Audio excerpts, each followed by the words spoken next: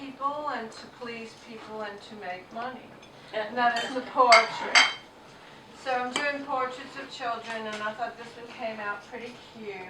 A little cute little redheaded boy. And what's the material? It's in pastel.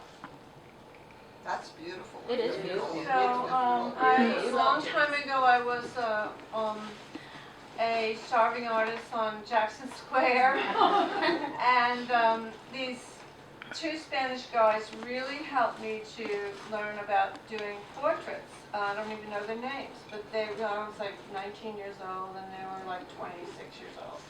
And they were brothers, and they just told me everything that I was doing right and then everything I was doing wrong. And so then, of course, since then I've gone to take classes at the Academy and studied anatomy there and take the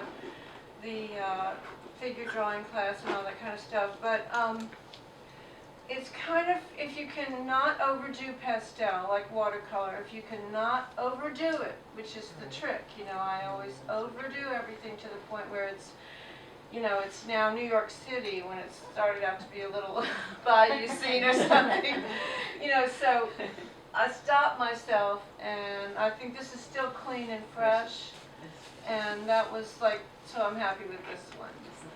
But it's one of the things that we all do. You know, we have our, you know, wild commercial, you know, wild surrealistic side where, you know, I do several different things. I do mostly realistic, but I do fantasy. I do sometimes abstract. Because it's whatever, you know, art is for me. Art is what I want to do. It's for me. I want to do it because I feel like expressing something. And sometimes that is, you know, sometimes that is abstract, and most of the time it's just something that an image has inspired me. So I will go ahead and work with that image, and sometimes work with the different backgrounds and colors. But I've seen so many people not do what was in their soul because they thought they had to be wild to be an artist. Yeah. And maybe traditional was the real style that suited them. Yeah.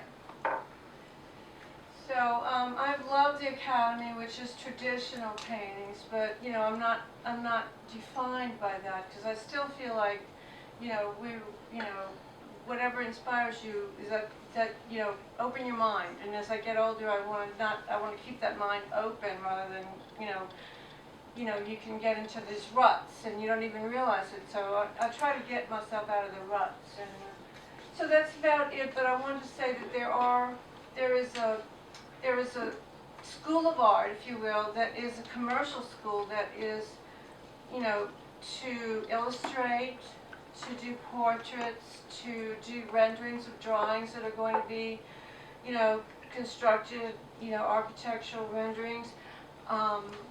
I mean, in the old days, I had a few jobs where I was doing hams for Winn-Dixie.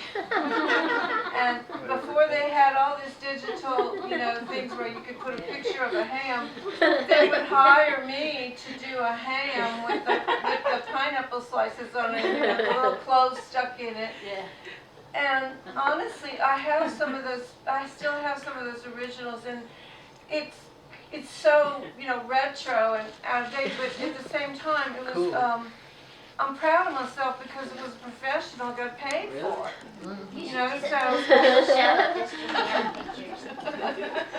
so that made me a professional at doing the ham. So here I'm a ham artist. I can see a whole series of hams from That's that. it.